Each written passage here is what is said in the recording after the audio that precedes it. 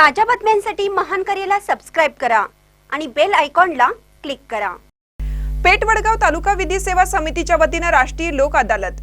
महाराष्ट्र राज्य विधी सेवा प्राधिकरण मुंबई व जिल्हा विधी सेवा प्राधिकरण कोल्हापूर यांच्या आदेशानुसार तालुका विधी सेवा समिती पेठ वडगाव यांच्या वतीने शनिवार दिनांक 13 डिसेंबर रोजी राष्ट्रीय लोक अदालतीचे आयोजन करण्यात आले।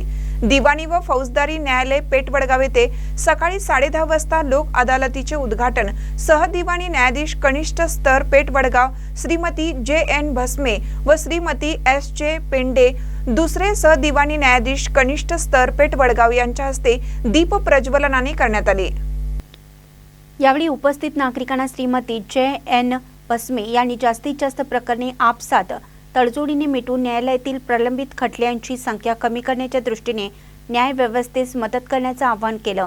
यानंतर लोक अदालतीचं कामकाज श्रीमती JN भस्मे व श्रीमती SJ पेंडे यांच्या अध्यक्षतेखाली चालू करण्यात आलं। यावेळी पॅनल ॲडव्होकेट म्हणून ॲडव्होकेट सौ अरुणा पाटील व ॲडव्होकेट श्रीमती FG शिकलकर पाटील यांनी कामकाज पाहिलं। या लोक अदालतीस दिवाणी न्यायाधीश कनिष्ठ स्तर पेठ वडगाव येथील सहाय्यक अधीक्षक, इतर सर्व न्यायालयीन कर्मचारी व पोलीस कर्मचारी, सर्व विधिज्ञ उपस्थित होते। या लोक न्यायालयात एकूण 805 दाखल प्रकरणे ठेवण्यात आली, तसेच एकूण 1907 दाखलपूर्व प्रकरणे ठेवण्यात आली। यापैकी 55 दाखल प्रकरणे आपसात तडजोडीने मिटवण्यात आली। दाखलपूर्व प्रकरणांपैकी एकूण 179 अशी एकूण 234 प्रकरणे तडजोडीने मिटवण्यात आली। एकूण 70,97,097 इतक्या रकमेची वसुली करण्यात आली।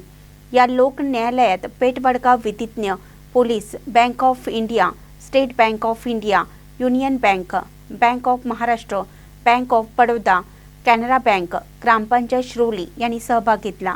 महानकरी न्यूजसाठी रमेश बोभाटे, पेठ वडगाव।